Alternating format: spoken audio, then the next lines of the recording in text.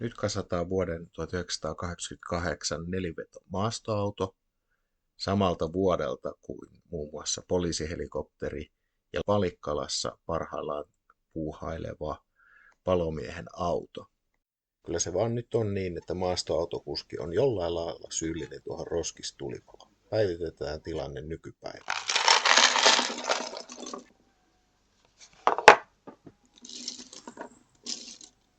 Leikosettien kanssa kannattaa osata yksi mestarin temppu, se tulee tässä näin.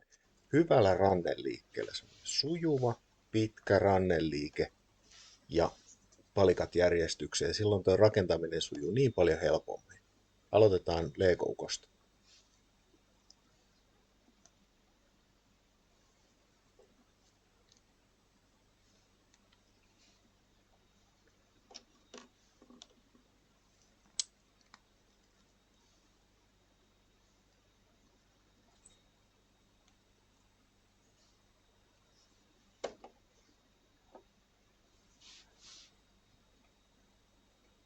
Ja maastoautokuski menee sinne ihmettelemään tekemisiä.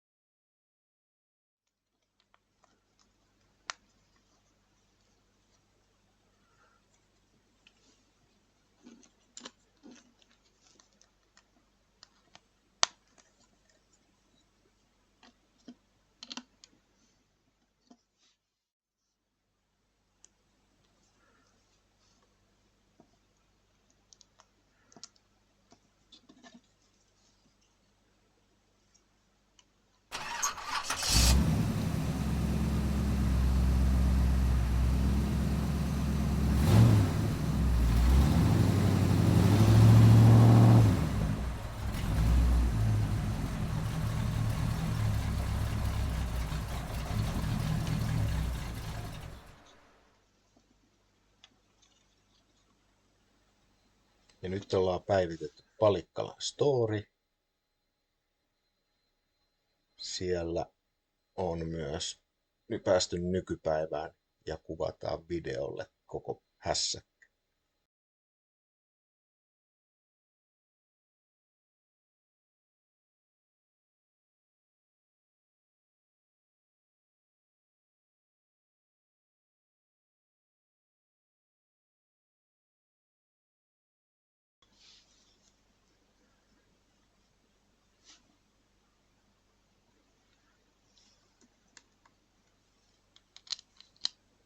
Tämä on mainio auton pohjalevy.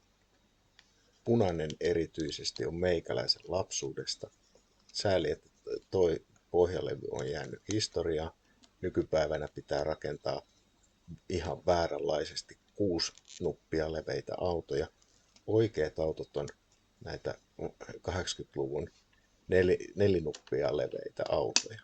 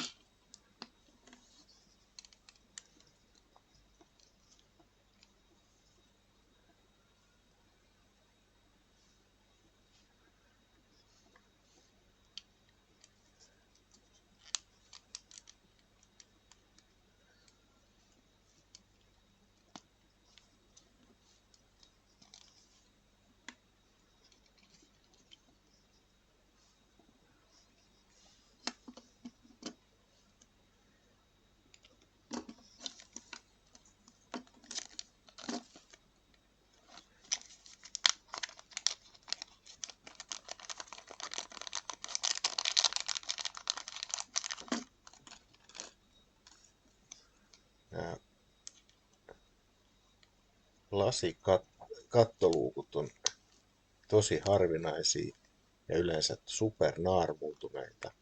Onneksi Bricklinkistä löytyi tilalle uusi palikka ja saadaan tää mainio saranallinen kattoluukku paikalle. Sääli, että uusista leikoseteistä tää saranallinen kattoluukku puuttuu. Se pitäisi tulla uudelleen takaisin.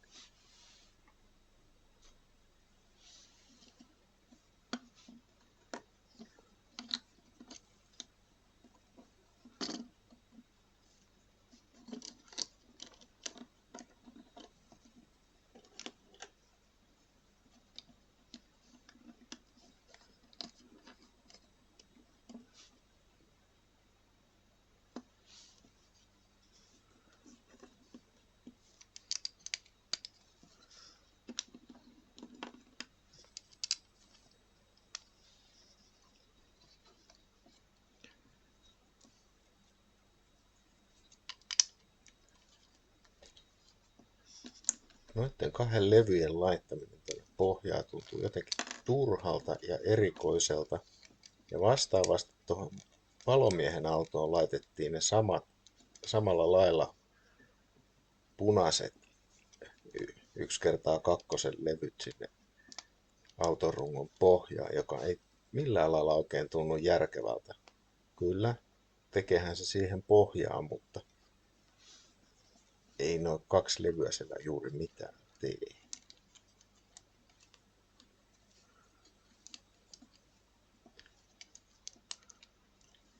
Nyt tuleekin vähän erilainen jousitus tähän autoon. Korotetaan pohjaa alaspäin, että saadaan jättirenkaat sinne alle. Sitä ennen tarvii rakentaa pakoputki.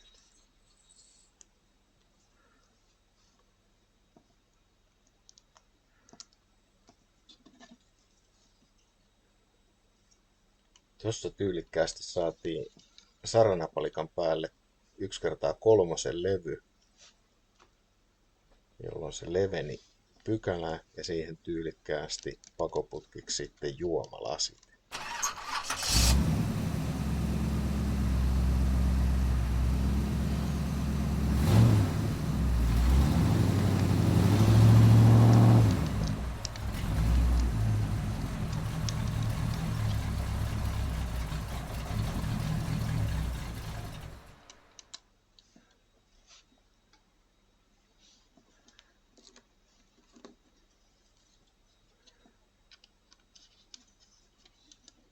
Siinä takapää on 1 levyn korkeampi, niin siinä on vähän vauhdikkaampi asento sitten, kun auto kallistaa pykälän eteenpäin.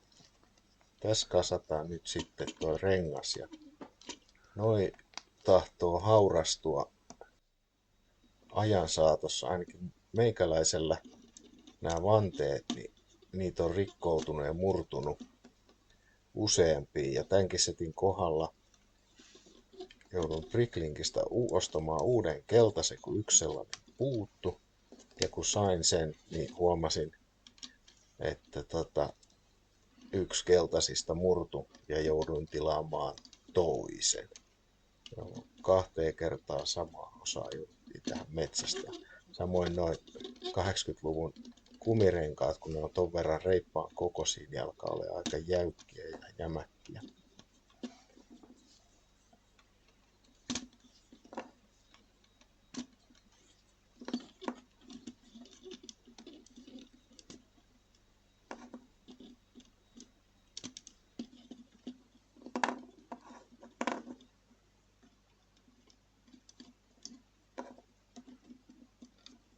Tässähän on Blaupunktin stereot, että on kunnon älämölöt sitten, kun lähdetään kylille rassaamaan. Valitettavasti takakonttia kun ei ole, niin ei saada kunnon supparia tuonne auton takakonttiin, mutta kyllä me selvitään.